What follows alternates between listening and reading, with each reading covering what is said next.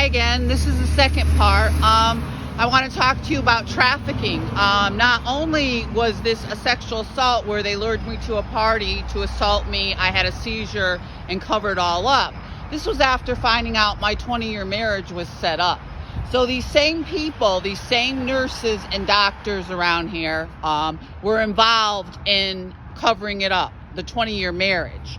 So every party, every fight, every time they saw me over a 20-year period, they knew what was going on. People knew what was going on. People knew that the marriage was set up from the start. I was deliberately lured home, introduced to this man who had already been sleeping with my best friend and my mother, believe it or not. And they went on and on about how great he was, blah, blah, blah. The whole love bombing relationship started, and we got married. So it was over a 20-year period that there was a total destruction, a slow destruction of my life. Friends didn't want to be friends. People like Michelle Eggleston, they would get to be my friend. Renee Zumblo, a special ed teacher. There's been various people along the way that would pretend to be my friend. My best friend, Holly, my cousin, who would constantly pick fights.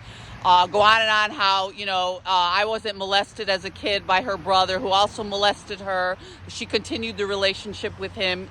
Just filthy stuff that people need to deal with their own issues.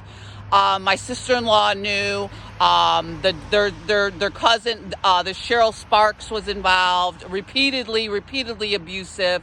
All her brothers are alcoholics and have issues. On my in-laws side of the family, Cindy Flanagan's a special ed teacher. This was a little clique at the school that was involved.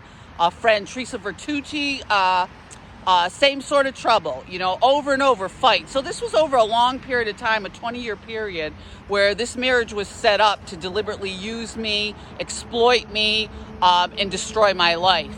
So when it came time for the divorce, they had it all set up that I was going to be thrown on the street. I would get none of my assets. I'd go into a place like this. I'd have a psychotic break, the Sentinel. And I saw a psychologist over at Hudson. I explained the same thing to them, the sexual assault, the domestic violence.